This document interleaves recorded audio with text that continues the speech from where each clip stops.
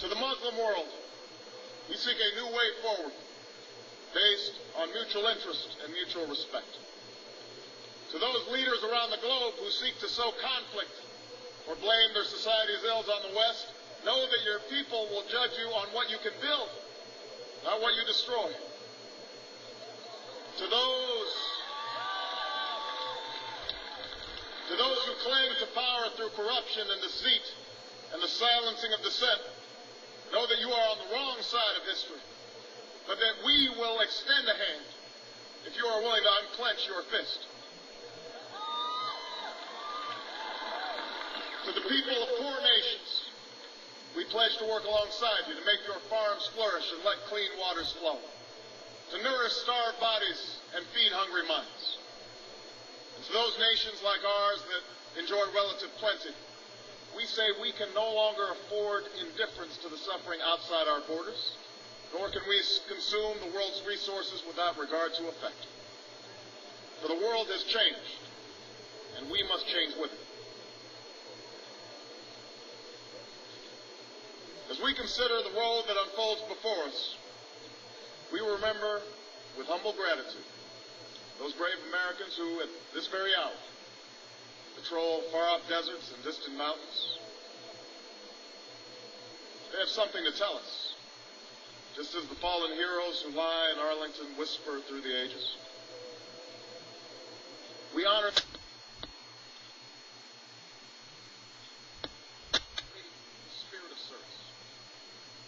willingness to find meaning in something greater than themselves.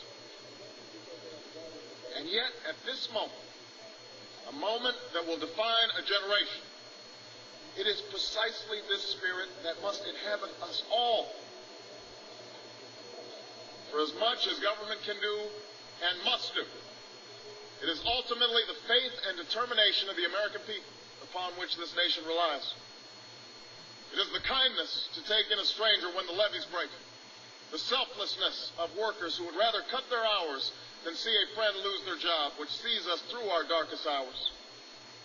It is the firefighter's courage to storm a stairway filled with smoke, but also a parent's willingness to nurture a child that finally decides our fate. Our challenges may be new.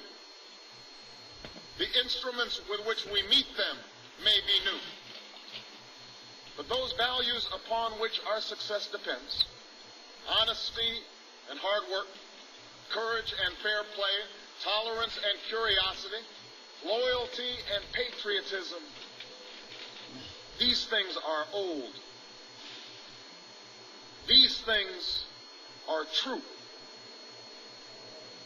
They have been the quiet force of progress throughout our history. What is demanded then is a return to these truths.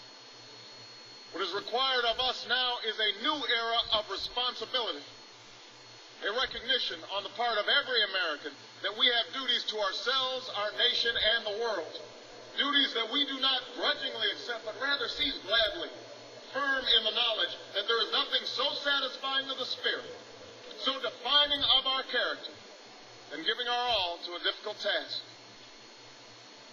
This is the price and the promise of citizenship.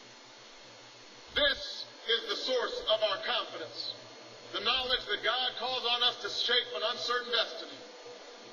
This is the meaning of our liberty and our creed, why men and women and children of every race and every faith can join in celebration across this magnificent mall, and why a man whose father less than 60 years ago might not have been served at a local restaurant can now stand before you to take a most sacred oath.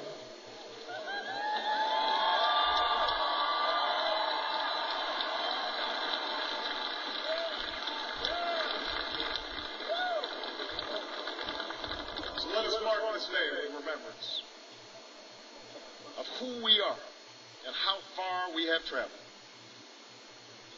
In the year of America's birth, in the coldest of months, a small band of patriots huddled by dying campfires on the shores of an icy river. The capital was abandoned.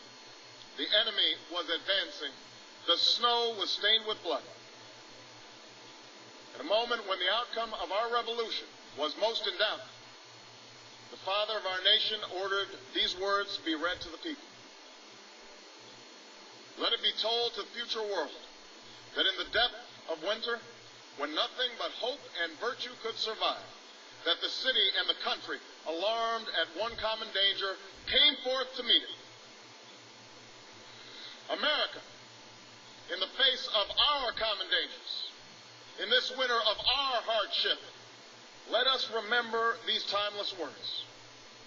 With hope and virtue, let us brave once more the icy currents and endure what storms may come.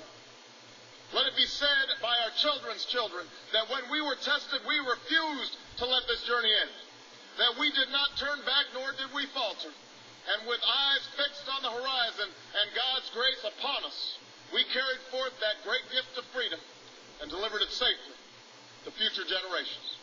Thank you. God bless you. And God bless the United States of America.